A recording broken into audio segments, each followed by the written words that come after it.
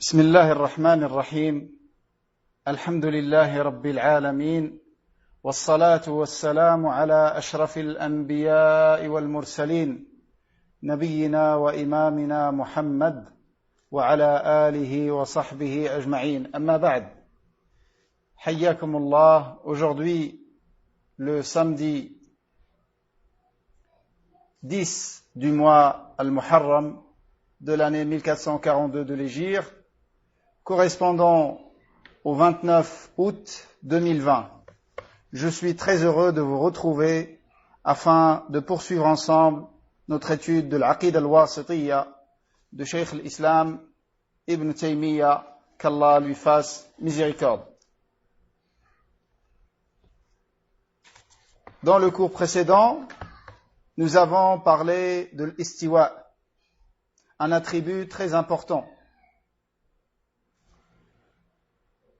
Comme tous les autres attributs d'Allah subhanahu wa ta'ala, mais il y a certains attributs, comme vous allez constater, pour lesquels Cheikh l'Islam Ibn Taymiyyah rahimahullah va réserver beaucoup plus d'arguments.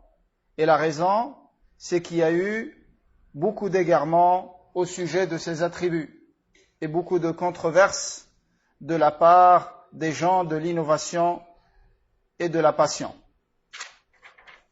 Et parmi ces attributs, l'istiwa. Et nous avons vu que la règle par rapport à l'istiwa, comme tous les autres attributs, on affirme l'istiwa, Allah subhanahu wa ta'ala, comme il sied à sa grandeur et majesté,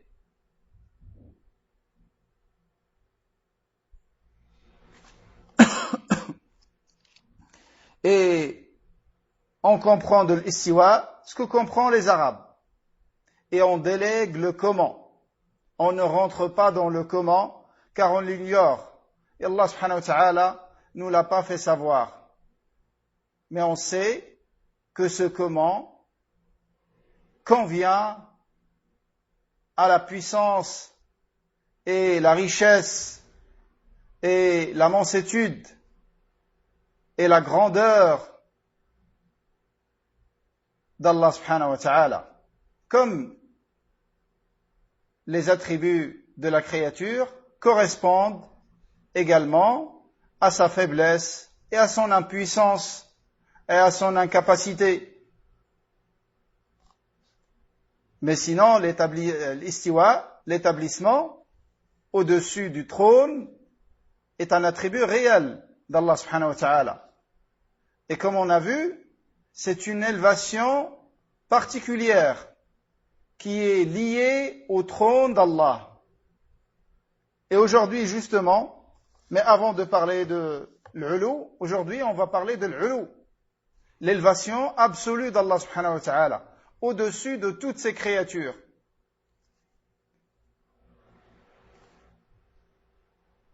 Mais avant d'en parler, on va rappeler les versets que Cheikh l'Islam rahimahullah a cité par rapport à l'istiwa. Tout d'abord, j'ai dit qu'il a cité les 7 versets, il a cité rahimahullah les 7 versets, et j'ai cité les suwar, mais j'ai pas lu les versets. Donc on va les lire maintenant. Dans Surat Al-A'raf, le premier, il est dans Surat Al-A'raf. La parole d'Allah Azza wa Jal, Inna rabbakumullahu alladhi khalaqa as-samawati wal arda fi sittati ayyamin thumma istawa 'ala al-'arsh. Votre Seigneur est en vérité Allah, qui en 6 jours a créé les cieux et la terre pour s'élever sur le trône, dans le sens approximatif. Donc ça, c'est le premier verset dans lequel est cité istawa ala, qui signifie l'attribut qu'on étudie, qui est l'istiwa, qui est un argument de cet attribut. Le deuxième verset, c'est dans Surat Yunus. Inna rabbakumullahu alladhi khalaqa as-samawati wal arda fi sittati ayyamin thumma istawa 'ala al-'arsh. Votre Seigneur est Allah, qui en 6 jours a créé les cieux et la terre, puis s'est élevé sur le trône. Donc vous vous rappelez que l'Asha'ira, ils disent s'est élevé, c'est-à-dire il a pris le pouvoir du trône. Et ça, c'est un sens faux et que les Arabes ne connaissent pas, en plus des raisons que j'ai citées hier. Comme le fait de dire, quand est-ce que Allah Azzawajal a pris pouvoir d'une de ses créatures? Est-ce que c'était dominé par autre que lui pour qu'il prenne pouvoir de cette créature? Et est-ce que le pouvoir d'Allah est limité au trône ou à toutes ses créatures? Donc, vous voyez que l'égarement, il peut commencer d'une chose qui peut leurrer. Parce que ces gens-là, ils prétendent, en falsifiant l'essence, ils prétendent affirmer la pureté à Allah et éloigner de lui toute ressemblance avec la créature. Mais regardez vers quoi ça mène. Ça mène vers la falsification de sa parole. Et personne n'a jamais décrit Allah comme il s'est décrit lui-même. Et ensuite, comme il l'a décrit son prophète.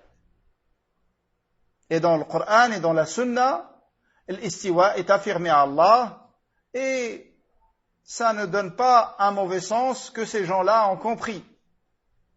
Et ils ont eu des mauvaises compréhensions à cause de l'influence de la philosophie grecque. Et que ces gens-là, à la base, ils font des analogies entre Allah et ses créatures.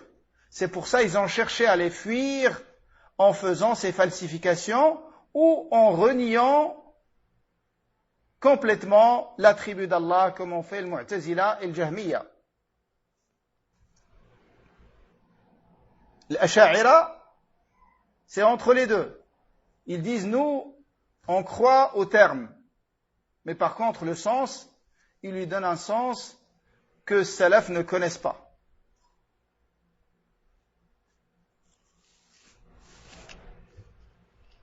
Et ça, mes frères, faut qu'on réalise tous l'importance de ce sujet et de bien le comprendre, parce que ça, c'est une partie de Tawhid. Et comme vous savez, tu n'es muwahhid qu'en ayant Tawhid dans les 3 catégories de l'unicité d'Allah. Chacune est importante. Il n'y a pas une catégorie dans laquelle tu peux te passer. Le muwahhid, c'est celui qui unifie Allah dans l'unicité, qui unifie Allah dans la seigneurie, dans l'adoration et dans les noms et les attributs. C'est celui qui réunit les 3. Seulement est un muwahhid.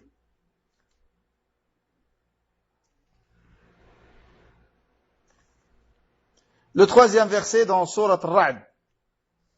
Allah Azza wa Jal dit, Allahu alladhi rafa'a as-samawati bighayri 'amadin tarawnaha thumma istawa 'ala al-'arsh.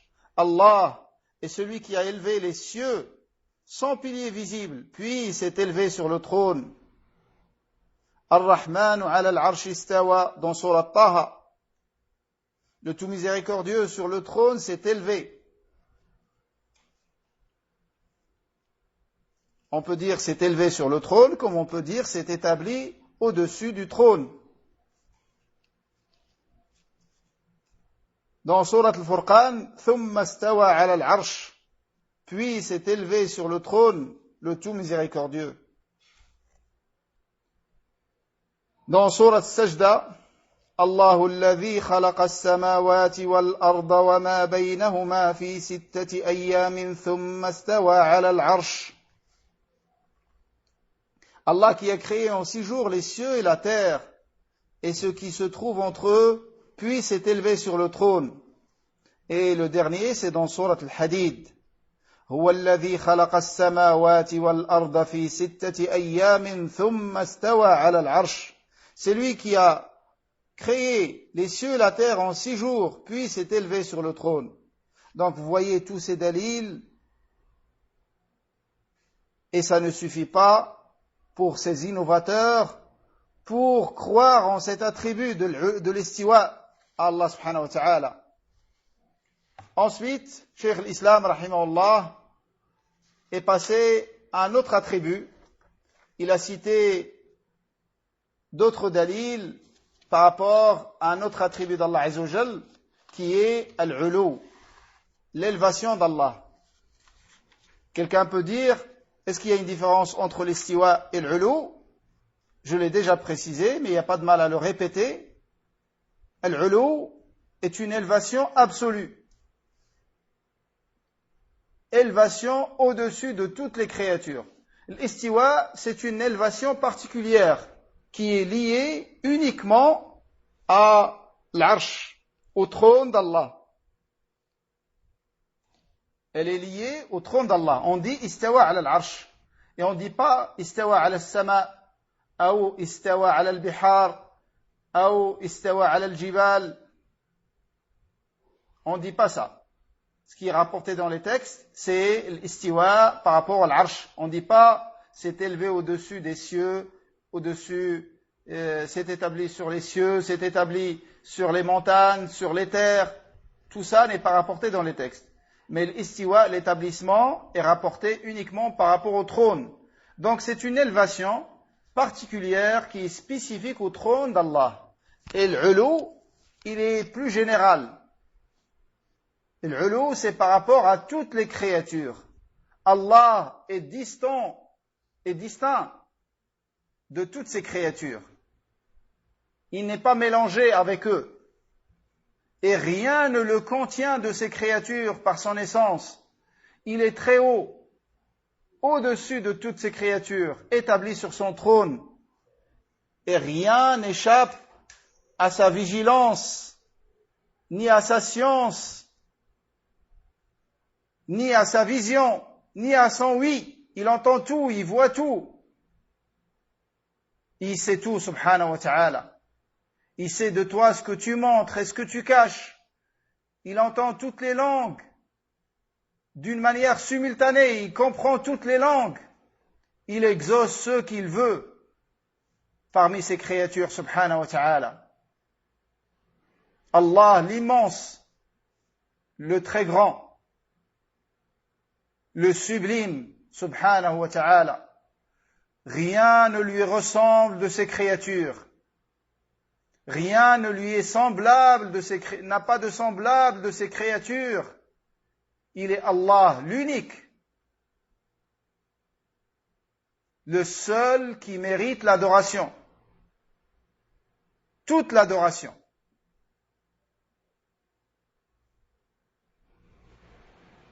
Et aucune de ces créatures ne mérite qu'on lui réserve une partie de notre adoration, quel que soit son rang auprès d'Allah, y compris le meilleur de tous les anges, Jibril alayhi salam, et le meilleur de tous les hommes, Muhammad sallallahu alayhi wa sallam. Car l'adoration, c'est le droit exclusif d'Allah.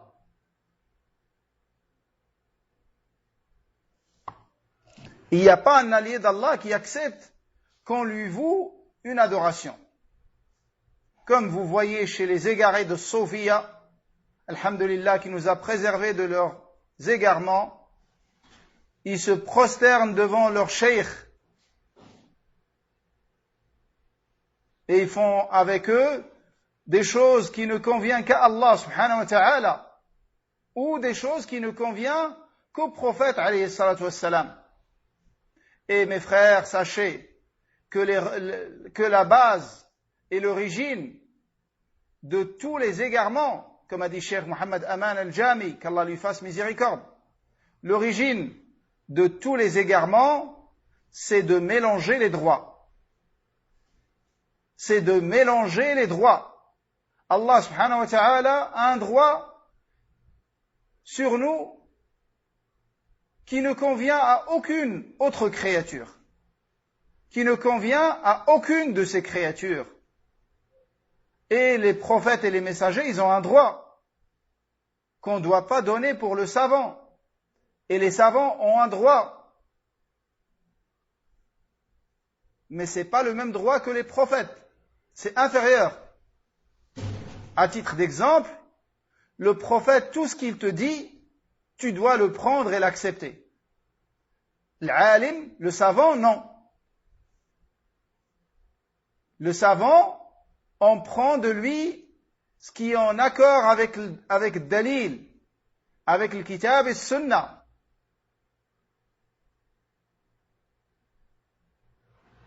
Et l'alim, yusib wa yukhti.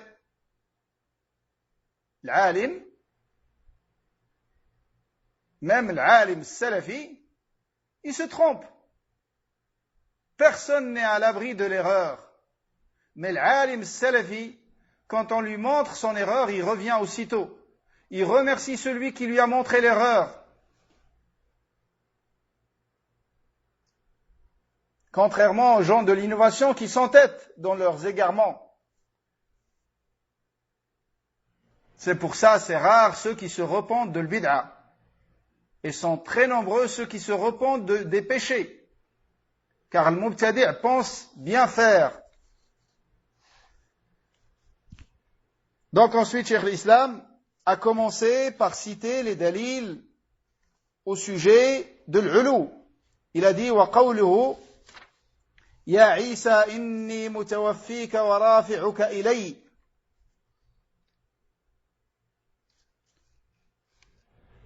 Ô Isa, je vais reprendre ton âme et t'élever auprès de moi. Je vais reprendre ton âme et t'élever auprès de moi. Et la parole d'Allah, bal rafa'ahu Allahu ilayh. Mais Allah l'a élevé auprès de lui. Tout ça, c'est des versets qui indiquent l'élévation d'Allah subhanahu wa ta'ala au-dessus de toutes ses créatures. Donc Allah a élevé Isa auprès de lui. Ça signifie qu'Allah est très haut. إليه يصعد الكلم الطيب والعمل الصالح يرفعه. Vers lui monte la bonne parole et il élève haut la bonne action. Et la parole d'Allah, وقال فرعون يا هامان ابن لي صرحا لعلي أبلغ أسباب السماوات فأطلع إلى إله موسى وإني لأظنه كاذبا. Et la parole d'Allah subhanahu wa ta'ala,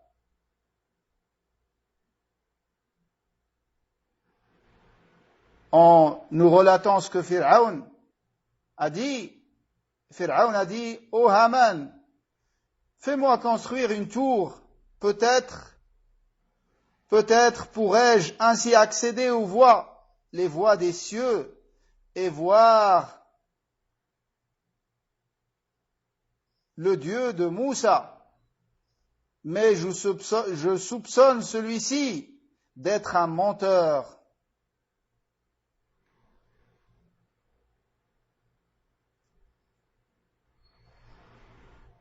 Et le dernier verset qu'il a cité, la parole d'Allah, أَأَمِنْتُمْ مَنْ فِي السَّمَاءِ أَنْ يَخْسِفَ بِكُمُ الْأَرْضَ فَإِذَا هِيَ تَمُورُ أَمْ أَمِنْتُمْ مَنْ فِي السَّمَاءِ أَنْ يُرْسِلَ عَلَيْكُمْ حَاصِبًا فَسَتَعْلَمُونَ كَيْفَ نَذِيرٌ.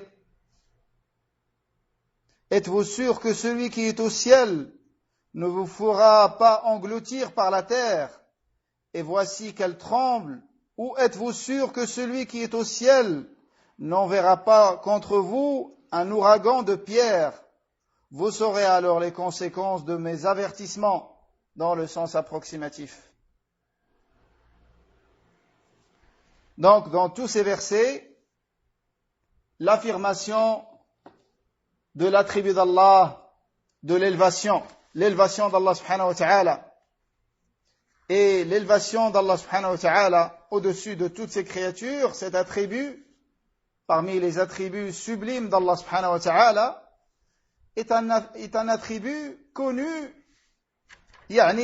avec les textes dans le livre d'Allah, comme les versets qu'on vient de voir dans la sunna de son prophète alayhi salatu wassalam, et le consensus de nos pieux prédécesseurs. Tous ils croient qu'Allah est très haut, au-dessus de toutes ses créatures. subhanahu wa ta'ala.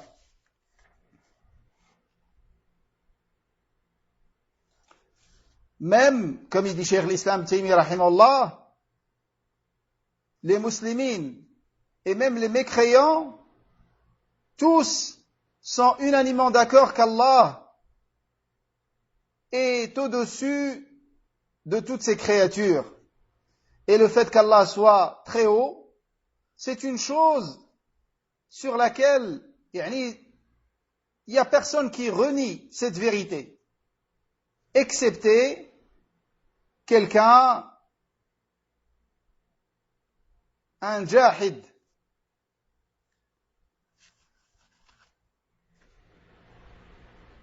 au fond de lui, il y croit et il renie dans son apparence.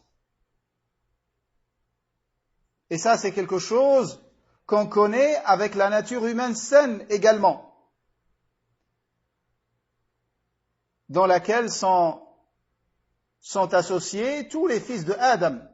Rien qu'avec la nature humaine saine, tu sais qu'Allah Azzawajal est très haut. Et on va arriver à des exemples par rapport à cela. Donc l'ulu, pour résumer, l'ulu, ça décrit le fait qu'Allah Azzawajal soit élevé.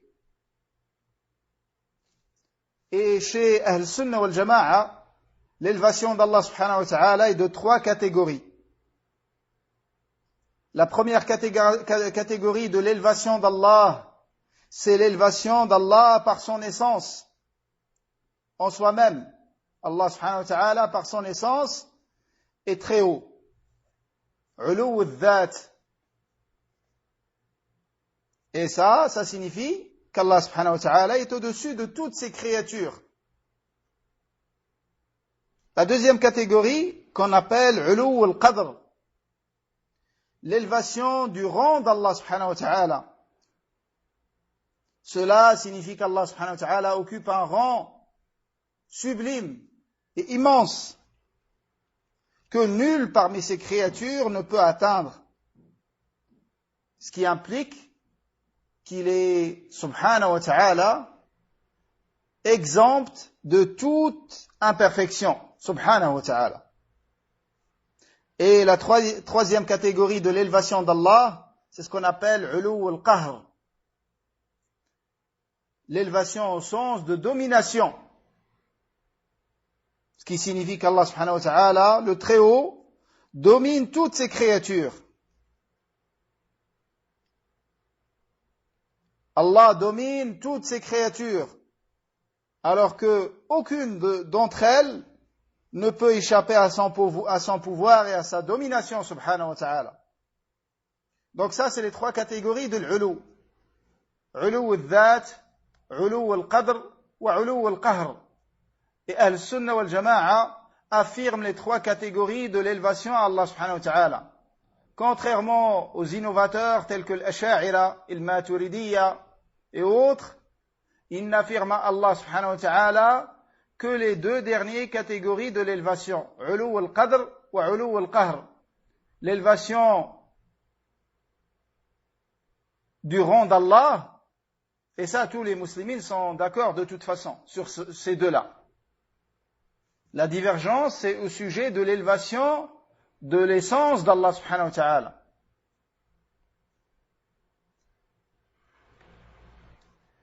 Et il lui affirme également l'élévation de l'ulu al-qahr. C'est qu'Allah domine toutes ses créatures. Et que aucune d'entre elles ne peut échapper à son pouvoir et à sa domination.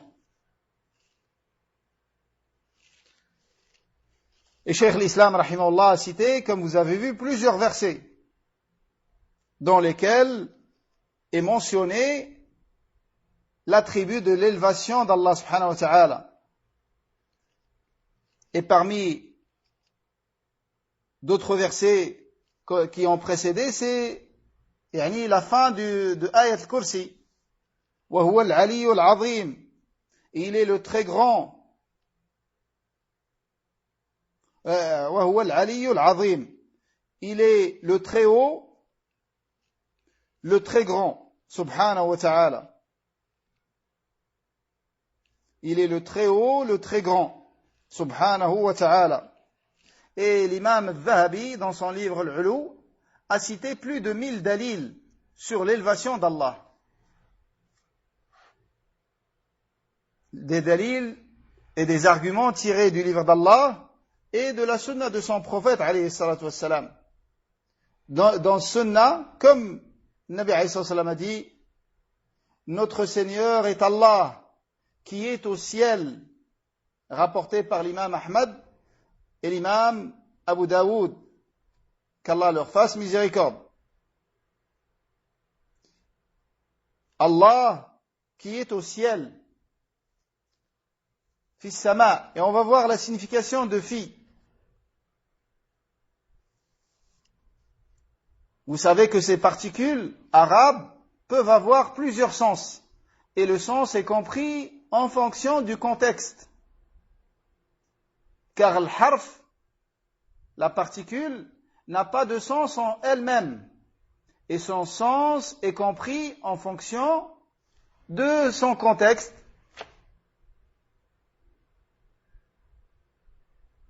Dans le kalam, nous avons الكلام ينقسم إلى 3 أقسام أو الكلمة تنقسم إلى 3 أقسام اسم وفعل وحرف.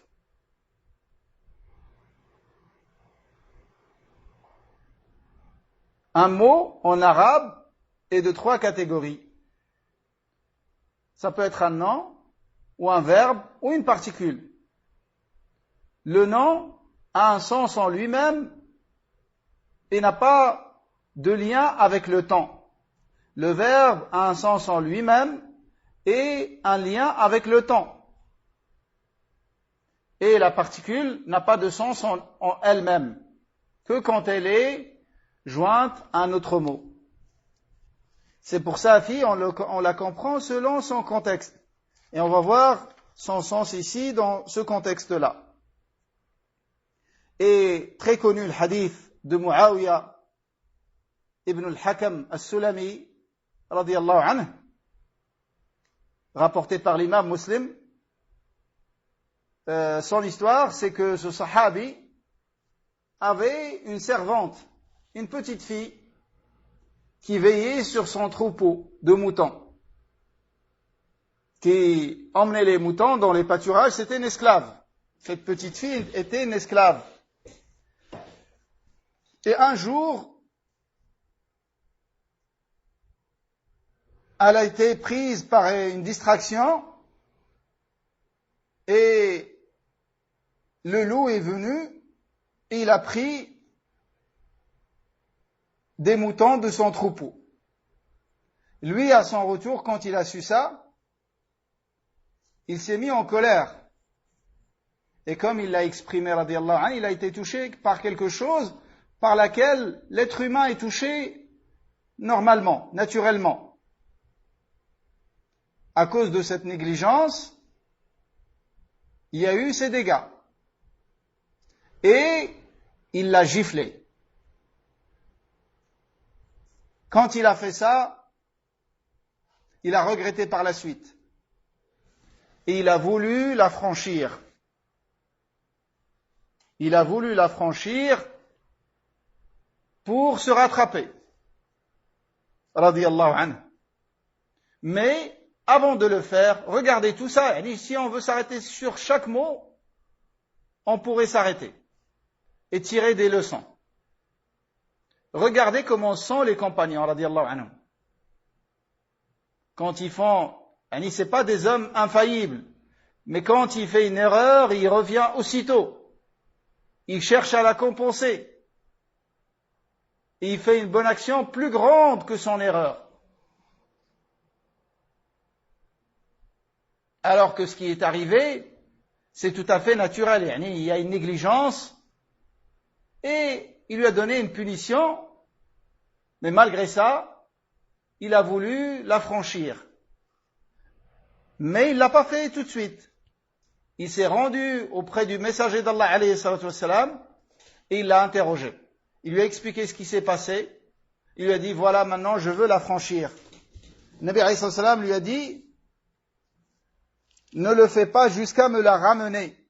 Effectivement, il a ramené la petite fille, et Nabi alayhi salam, il lui a posé la question.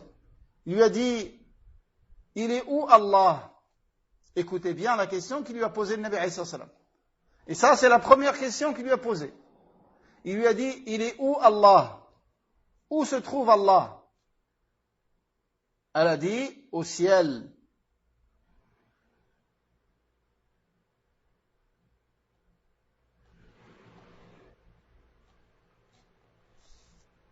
Elle a dit, au ciel.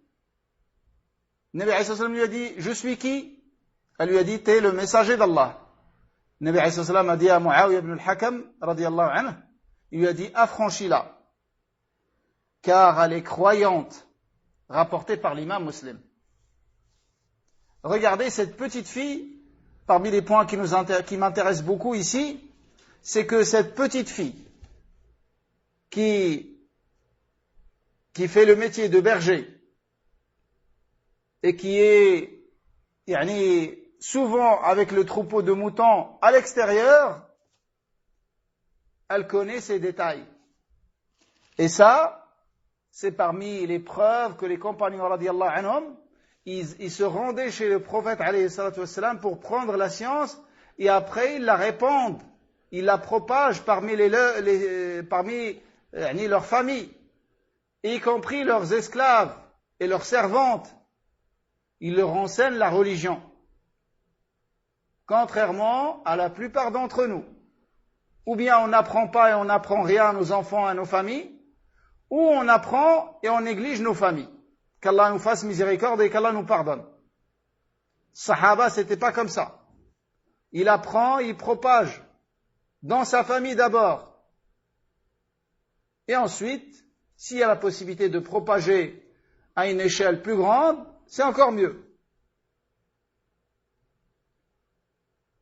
Et le Nabi alayhi salam a accepté, a approuvé ce que cette servante a dit, radiyallahu anha. Il a fait en sa faveur ce témoignage qu'elle est croyante. Elle croit qu'Allah subhanahu wa ta'ala est au-dessus du ciel. Au-dessus du ciel. Et ça, c'est la signification de fi ici. Fi sama, c'est-à-dire au-dessus du ciel. Et la même chose quand le Nabi alayhi salam, il a fait son pèlerinage d'adieu, son pèlerinage dans l'année après laquelle il va mourir, alayhi salatu wassalam, il a pris à témoin son Seigneur, que sa nation reconnaissait qu'il avait bien transmis le message. Il a pris Allah comme témoin que sa communauté ont reconnu, dans ce jour-là du pèlerinage, ils ont reconnu qu'il a tout transmis. Il a pris Allah comme témoin. Et il a levé son doigt au ciel avant de le ramener vers les gens, tout en disant, ô Allah, sois-en témoin. Témoin qu'il a transmis le message, comme Allah lui a ordonné. Et nous témoignons qu'il a transmis le message à la perfection. Alayhi salatu wassalam. Éloge d'Allah et salut sur lui.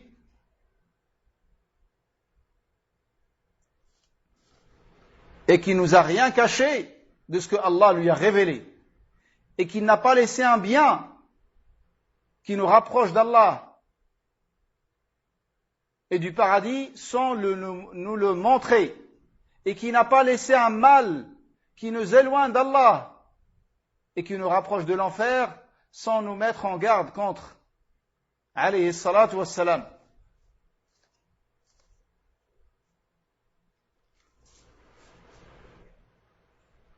Et sur ce point, il y a consensus des salafs. Ils sont unanimement d'accord sur ce point, sur l'élévation d'Allah subhanahu wa ta'ala. Et il n'y a personne de salaf qui avait un avis différent de celui-là. Et également, la raison est une preuve sur l'élévation d'Allah au-dessus de toutes ses créatures.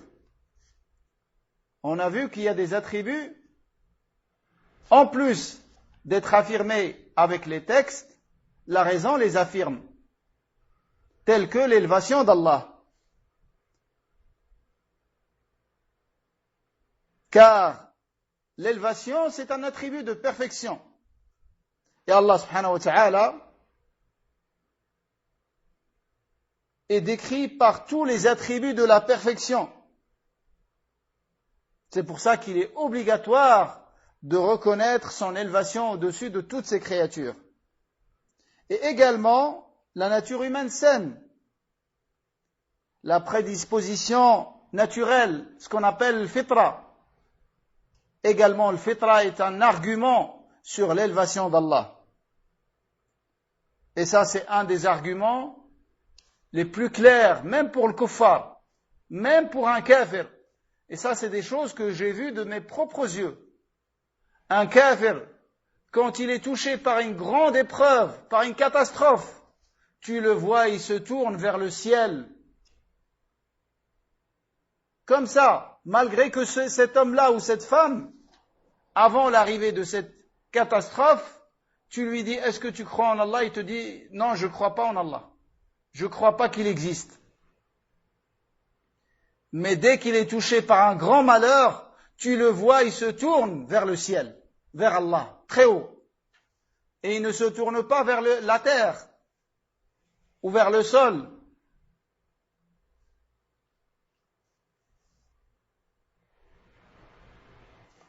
Malgré que leur nature humaine saine est corrompue, falsifiée.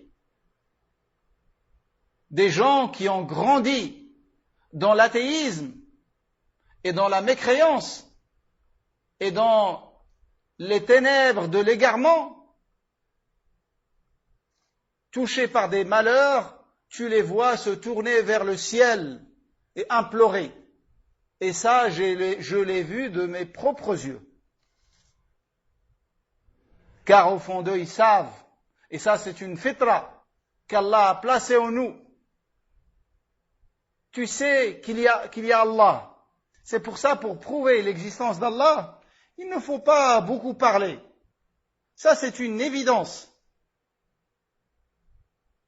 Il ne renie l'existence d'Allah qu'un orgueilleux.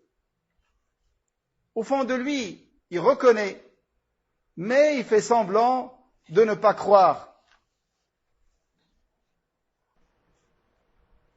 Et subhanallah, ces hommes-là, si tu leur dis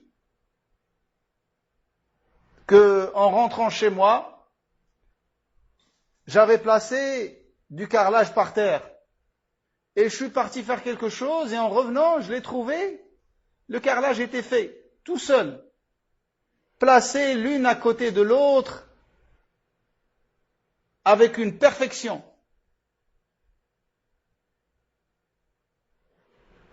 Il te dit, t'es un fou. C'est pas possible.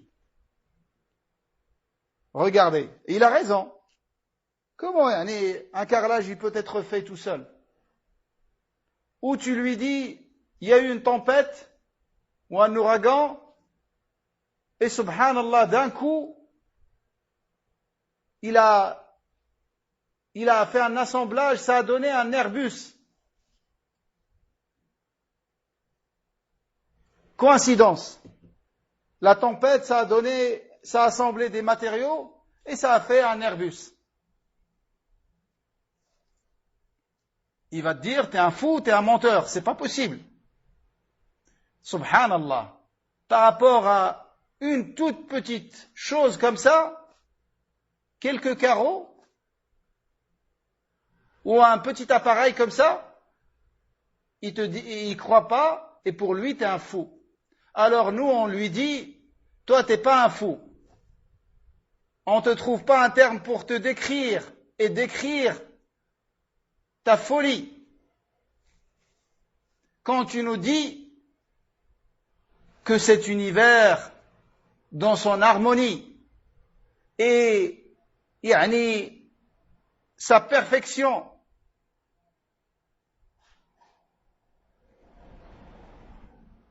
c'est le fait du hasard. Ça, c'est pas la folie. Le soleil, il se lève, avec un écart par rapport à la veille, et c'est sur toute l'année.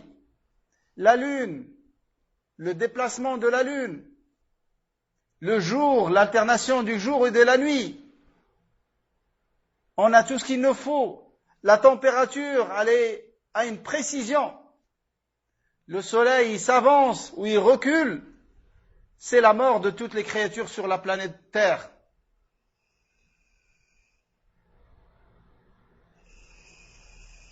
Et en plus de l'être humain et de comment Allah subhanahu wa ta'ala l'a créé, tout ça, c'est le fait du hasard. Et deux carreaux bien alignés l'un à côté de l'autre, c'est de la folie.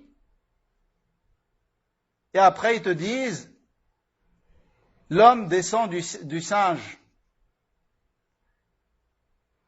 Quand quelqu'un me disait ça, quand j'étais en France, quand il me dit, on descend du singe, je lui dis, toi peut-être. En plus, tu as des airs de singe. Mais moi, alhamdulillah, non. Je descends d'un être humain qui s'appelle Adam alayhi salam, mon père.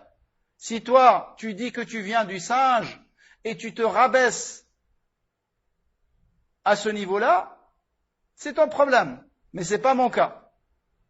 Si toi, tu descends du singe, c'est ton problème. Nous, alhamdulillah, on est l'être humain. Allah subhanahu wa ta'ala l'a honoré. Allah nous a créés hommes.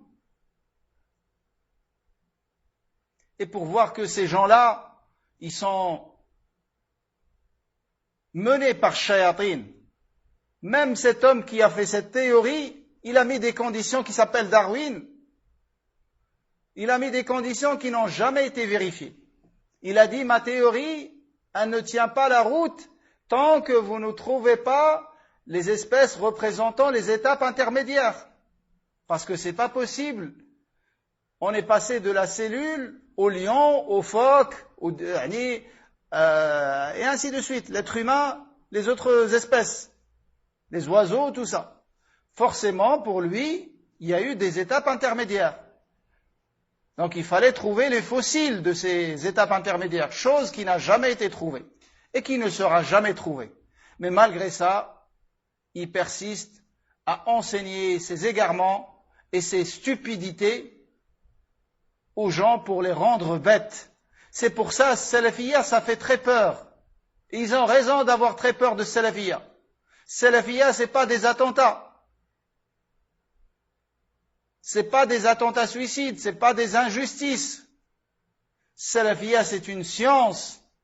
Et c'est la bonne compréhension de la religion de l'islam. Et c'est faire sortir l'être humain de l'esclavage aux créatures, à sa liberté. Et plus tu te soumets à Allah subhanahu wa ta'ala, plus tu te libéreras des autres formes d'esclavage, qui sont une humiliation pour toi et un rabaissement pour toi. Salafiyya, c'est apprendre à réfléchir.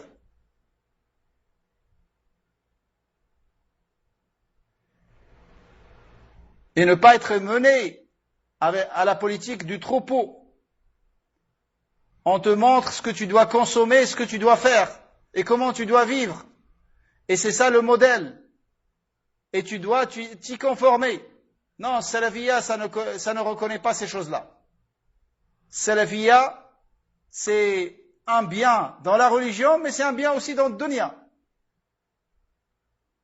C'est un éveil. Et c'est une prise de conscience. Et ça t'apprend aussi à réfléchir et ne pas agir bêtement. Pour faire une adoration, il faut un dalil. Pour me convaincre du bienfait d'une chose, quand bien même elle est de l'ordre de dunya, parmi les affaires mondaines, il faut me ramener des choses pour me convaincre. Et c'est pas parce que tu vas faire une publicité que je vais suivre. Alhamdulillah, qui nous a guidés vers Salafiyya. Et nous demandons à Allah, Salafiyya en d'autres termes, c'est l'islam pur, dans toute sa pureté, comme Allah l'a révélé à Muhammad sallallahu alayhi wa sallam. Pur et purifié de toute forme d'associationnisme et de toute forme d'innovation. C'est ça, Salafiyya. C'est l'islam qui a été pratiqué par Muhammad sallallahu alayhi wa sallam et ses nobles compagnons. Nous parlons de la méthodologie, mais nous ne parlons pas de la qualité d'adoration. Ça, c'est chacun selon son niveau. C'est pour ça, quand tu dis je suis salafi, il n'y a aucun orgueil en cela, ni vantardisme. Quand tu dis je suis salafi, tu décris la méthodologie que tu adoptes dans ta religion. Mais salafi, c'est un autre sens, c'est dans la qualité de l'adoration, comme était le prophète alayhi salam et ses compagnons. Et ça, on reconnaît qu'on est loin, qu'Allah nous fasse miséricorde, nous pardonne. Mais le fait de les aimer et d'aimer la voie sur laquelle ils étaient, Allah peut te mettre au même degré que eux, comme il a été rapporté dans le hadith Anas radiyallahu anhu.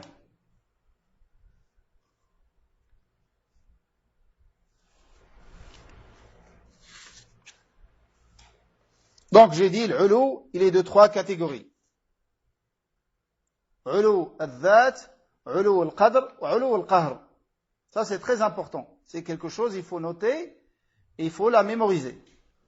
L'élévation d'Allah subhanahu wa ta'ala par son essence, l'élévation de son rang, et l'élévation au sens de domination.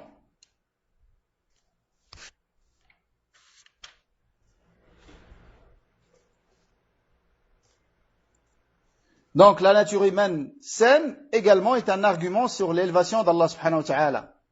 C'est pour ça, lorsqu'une personne invoque Allah subhanahu wa ta'ala, son cœur se tourne exclusivement vers le ciel, malgré elle, d'une façon involontaire. C'est pour ça, il y avait un grand Ash'ari, Abu al-Ma'ali al-Juwayni, qui faisait un cours, et dans son cours, il y avait un homme, et lui, il parle de l'élévation, il parle d'Allah subhanahu wa ta'ala, et qu'il est partout, tout ça, l'aqidah de l'Asha'ira, l'égarement de l'Asha'ira, et dans son cours, il y avait un homme, il lui a posé une question. Lui a dit, d'accord, toi, tu nous expliques tout ce que tu as expliqué. Mais comment expliquer un phénomène? Il lui a dit lequel? Lui a dit, quand on invoque Allah, comment expliquer ce besoin, ce grand besoin qu'on éprouve à lever les mains vers le haut, vers le ciel? Comment expliquer ce phénomène? Il disait Hayyarani al-Hamadani, Hayyarani al-Hamadani. Al-Hamadani, c'est l'homme qui a posé la question.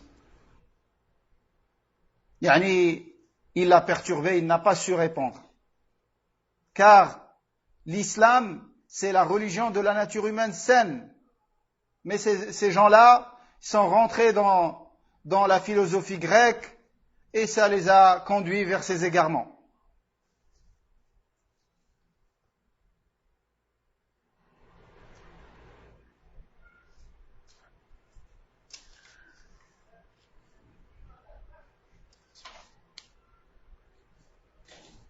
On va voir un autre attribut. Il nous reste encore 10 minutes, Inch'Allah. On va voir un autre attribut également très important que Cheikh l'Islam a cité, rahimahullah.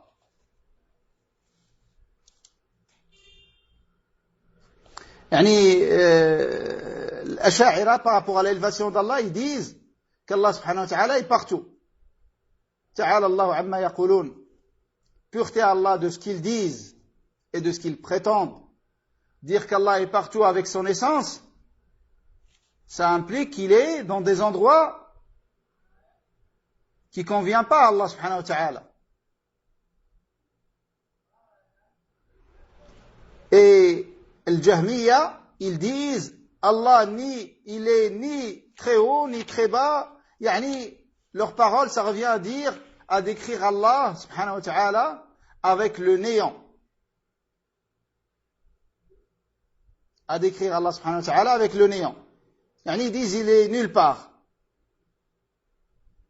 On ne dit pas qu'il est très haut, ni qu'il est bas, ni qu'il est nulle part. C'est pour ça que les savants disent que le Jahmiya adore le néant. Al-Jahmiyu ya'budu adaman. Et le Mu'tazila, ils ont le même avis que le Jahmiya.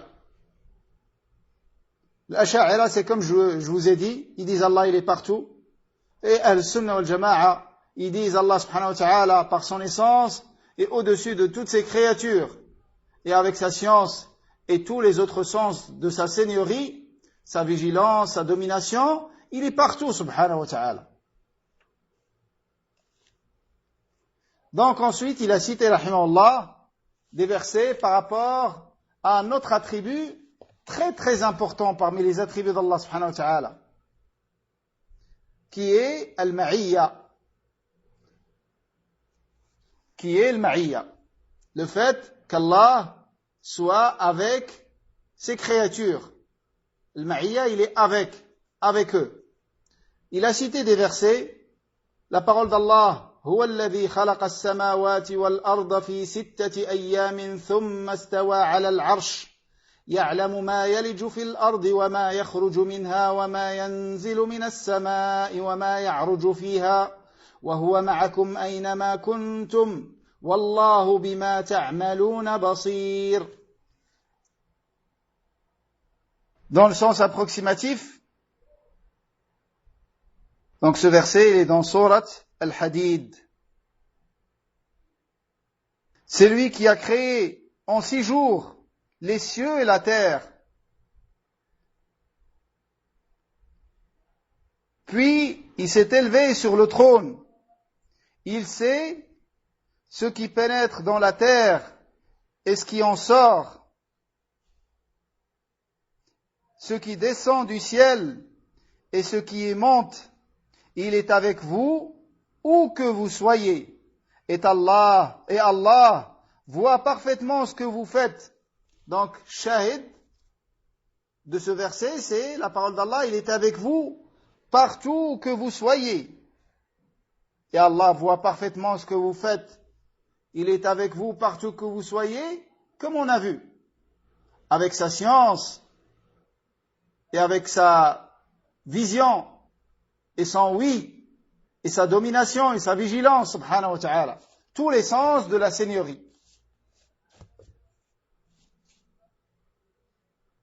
L'autre verset, ما يكون من نجوى 3 إلا هو رابعهم ولا 5 إلا هو سادسهم ولا أدنى من ذلك ولا أكثر إلا هو معهم أينما كانوا ثم ينبئهم بما عملوا يوم القيامة إن الله بكل شيء عليم.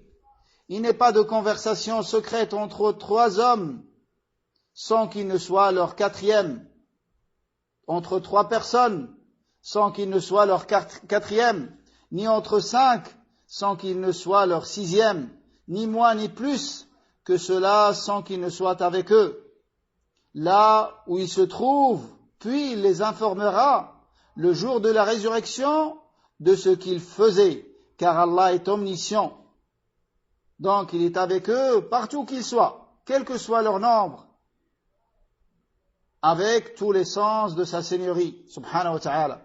Mais par son essence, il est au-dessus de toutes ses créatures. Et la parole d'Allah, La tahzan inna Allah ma'ana. Donc ce qui a précédé les 2 versets, c'est par rapport à la première catégorie de l'ma'iyya. On va voir le détail. Et là, il va citer, rahimahullah, une autre catégorie de l'ma'iyya. Car l'ma'iyya est de 2 catégories. Allah est avec ses créatures, elle est de 2 catégories. Le fait qu'Allah soit avec sa créature. Une ma'iyya générale une ma'iyya particulière. On va les détailler, bi'idnillah. Là, les versets par rapport à la deuxième ma'iyya, la tahzan, inna Allah ma'ana. Ne t'afflige pas, ne t'attriste pas, car Allah est avec nous. Vous constatez que c'est pas le même Allah est avec eux, c'est pas comme dans les versets précédents. Il est avec vous partout que vous soyez. Donc là, c'est général. Le mécréant et le croyant rentrent dedans. Également le deuxième verset. Il n'est pas de conversation secrète entre trois personnes, croyants ou mécréants, sans qu'il ne soit leur quatrième. Mais là, ne t'attriste pas car Allah est avec nous. Tu comprends qu'il est avec eux, non pas comme les versets précédents. Ça, c'est pour les croyants et pour ses alliés. L'autre verset, Innani ma'akuma asma'u wa ara. Je suis avec vous, j'entends et je vois.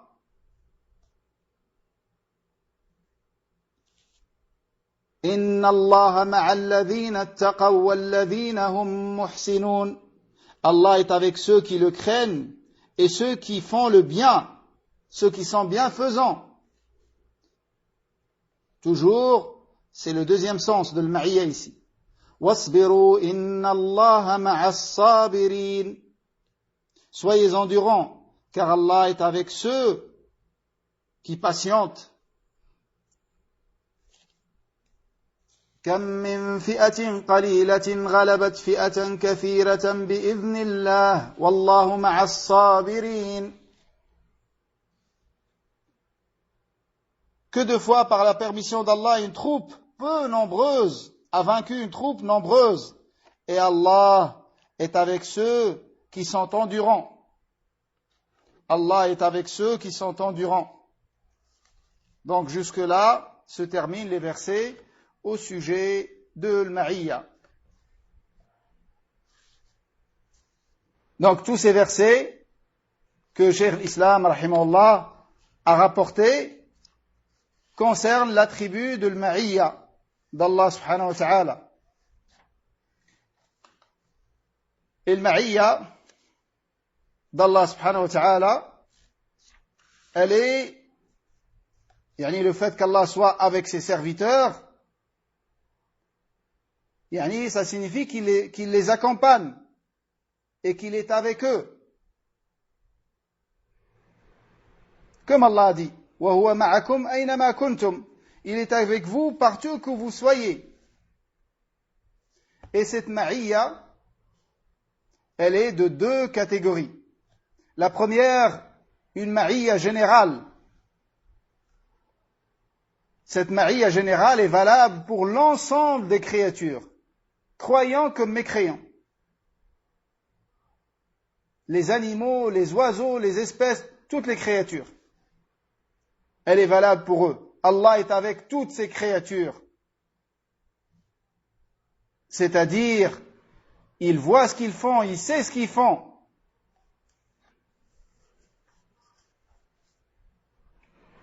Et cette ma'iyya implique qu'Allah cerne toute sa création de sa science et de son pouvoir, et qu'il règne en maître absolu sur toute la création.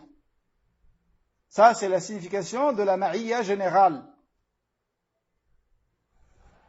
La deuxième catégorie de ma'iyya, qui est citée dans la deuxième partie des versets, c'est ce qu'on appelle ma'iyya al-khassa, ma'iyya particulière, spécifique, uniquement et exclusivement aux prophètes et messagers alayhimus salatu wassalam, ainsi que leurs suiveurs. Donc pour les alliés d'Allah, pour les croyants. Tout homme qui craint Allah, tout homme croyant qui craint Allah, c'est un allié d'Allah. Après, l'alliance avec Allah a des degrés. Le Nabi alayhi salam, c'est un allié d'Allah et tout croyant est un allié d'Allah. Mais c'est pas le même niveau. C'est selon le niveau de foi et le niveau de piété, de crainte d'Allah subhanahu wa ta'ala.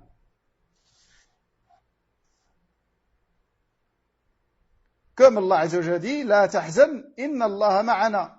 Nabi alayhi salam a dit à Abu Bakr as-Siddiq, quand ils étaient dans la grotte de Hira, il lui a dit, ne t'attriste pas, car Allah est avec nous. Allah est avec ceux qui le craignent et ceux qui font le bien, ceux qui sont bienfaisants. Donc, cette deuxième ma'iyya, non seulement Allah est avec eux, il cerne de sa science et de son pouvoir tout ce qu'ils font, mais aussi il les assiste et il leur accorde son soutien et son aide, subhanahu wa ta'ala. Il les fait triompher sur leurs ennemis. Ça, c'est le sens de la deuxième ma'iyya. Et cette ma'iyya, c'est pour les messagers et prophètes, ainsi que leurs suiveurs.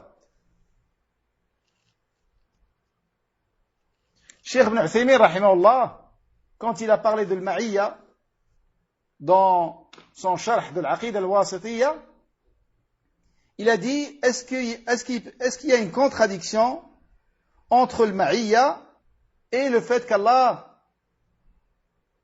est l'ulu, le fait qu'Allah soit très haut, élevé au-dessus de toutes ses créatures. Est-ce qu'il y a une contradiction? La réponse, c'est qu'il n'y a aucune contradiction entre tous les attributs d'Allah. Et si jamais tu vois une contradiction, c'est dans ta raison et dans ta compréhension.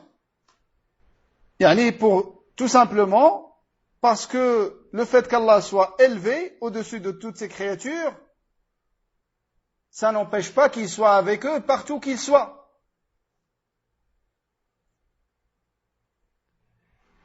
Le premier attribut n'empêche pas le deuxième.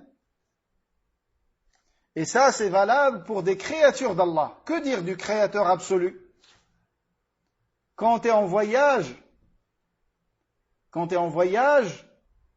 dans une nuit où tu vois la lune, quand c'est la pleine lune, où tu vois la lune de manière générale, tu constates que pendant ton voyage, tu ne cesses d'avancer dans ton voyage et que la lune, comme si elle te suit.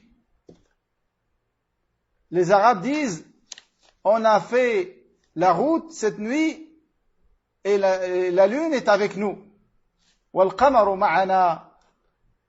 Donc le qamar, il est très haut dans le ciel et il est avec toi. Car le ma'iyya n'implique pas que la chose soit mélangée à l'autre, une chose mélangée à l'autre. Ça, c'est même par rapport aux créatures. Une créature peut être avec toi sans être mélangée dans le même endroit. Et ça, comme j'ai dit, comme a dit Cheikh Islam Taymiyyah, rahimahullah, c'est valable pour des créatures. Pour la lune, à titre d'exemple, tu la vois très haut dans le ciel et comme si elle t'accompagne dans ton voyage. Alors que dire du Créateur subhanahu wa ta'ala, le Créateur sublime? Allah subhanahu wa ta'ala est très haut, établi au-dessus de son trône, il est avec ses créatures partout qu'il soit. Et ça, c'est la première façon de répondre. La deuxième façon, avec laquelle a répondu Cheikh Ibn Uthaymin rahimahullah, si on suppose qu'il puisse y avoir une incompatibilité entre le ma'iyya et l'ulu pour les créatures. Imaginons que pour des créatures, c'est pas possible que la créature soit avec toi et très haut. Imaginons que ceci est vrai. Hypothèse. Est-ce que ça devrait nous empêcher de croire qu'Allah est avec nous et il est au-dessus de toutes ses créatures? Bien évidemment que non. Alors que dire que ceci est vérifié pour des créatures? Que dire d'Allah subhanahu wa ta'ala? Mais même si c'était impossible pour les créatures, ça ne voudrait pas dire que c'est impossible pour Allah subhanahu wa ta'ala. Car Allah subhanahu wa ta'ala, rien ne lui ressemble, rien ne lui est semblable. Il est celui qui entend tout et qui voit tout. Et ça, c'est quelque chose de très important, Car les gens de l'innovation, toute chose qui leur paraît contradictoire vis-à-vis de la créature, ils la renient vis-à-vis d'Allah. Et toute chose que leur raison corrompue n'accepte pas, ils la renient d'Allah subhanahu wa ta'ala, ils la réfutent. Ils ne l'affirment pas. Contrairement à Al-Sunnah wal-Jama'a, les choses avec lesquelles Allah subhanahu wa ta'ala s'est décrit, ils les reconnaissent, ils les affirment, et ils ne renient rien de ces attributs sous prétexte que la raison ne les accepte pas. Une créature d'Allah, qui est la raison, elle devient juge sur les attributs de son créateur. Quel égarement est plus grand que celui-là? Alors que dire que même vis-à-vis des créatures, ces deux attributs sont valables, comme la lune. On va terminer avec la particule fi. Quand on dit Allah est au ciel, fis sama. Qu'est-ce que ça signifie fis sama? En arabe, ça signifie au-dessus du ciel. Car fi ici, c'est utilisé dans le sens ala.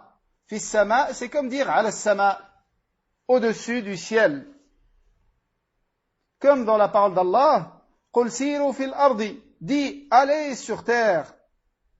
On ne va pas dire allez dans la terre. Fi ici, c'est au-dessus de la terre.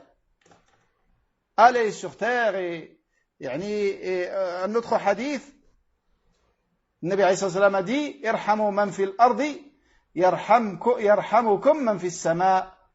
Faites miséricorde à ceux qui sont sur terre. On ne dit pas dans la terre. On ne va pas faire miséricorde aux vers de terre. Ceux qui sont sur la terre, les hommes, les animaux, faites-leur miséricorde, il vous fera miséricorde celui qui est dans le ciel, c'est-à-dire au-dessus du ciel. Mais Allah subhanahu wa ta'ala n'est pas contenu dans une de ses créatures, comme le ciel. Allah est au-dessus du ciel. Donc fi, ça signifie au-dessus.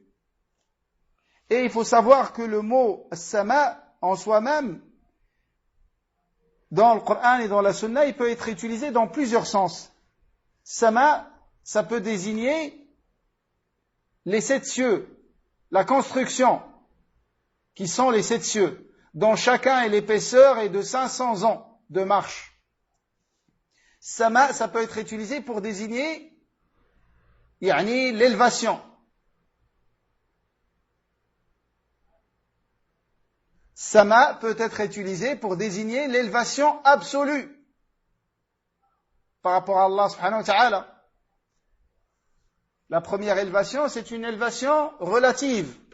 La deuxième, c'est une élévation absolue. Sama, ça peut être utilisé également, c'est utilisé dans des versets pour désigner les nuages. Comme Allah a dit, Anzala minas sama'i ma'a. Il a fait descendre une eau d'en haut, du sama. Sama ici, c'est le nuage.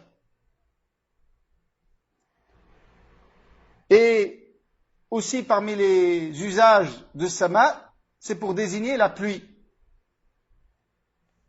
C'est pour désigner la pluie. Sama, ça peut être utilisé pour désigner la pluie, car la pluie, elle descend du haut. Donc sama, en général, c'est le haut. Et ça peut désigner les 7 constructions, samawat sab', at-tibaq, qui sont superposées, l'un au-dessus de l'autre. Et entre chaque ciel et l'autre, il y a 500 ans de marche. Et l'épaisseur de chaque ciel est de 500 ans de marche. Voilà pour aujourd'hui. Demain, Inch'Allah, notre rendez-vous demain, nous parlerons d'un autre point très très important dans le domaine des noms et des attributs d'Allah, qui est la parole d'Allah de manière générale, et une des paroles d'Allah qui est le Coran. Wallahu a'lam, wa sallallahu wa sallam ala nabiyyina Muhammad, walhamdulillahi rabbil alamin, wassalamu alaykum wa rahmatullahi wa barakatuh.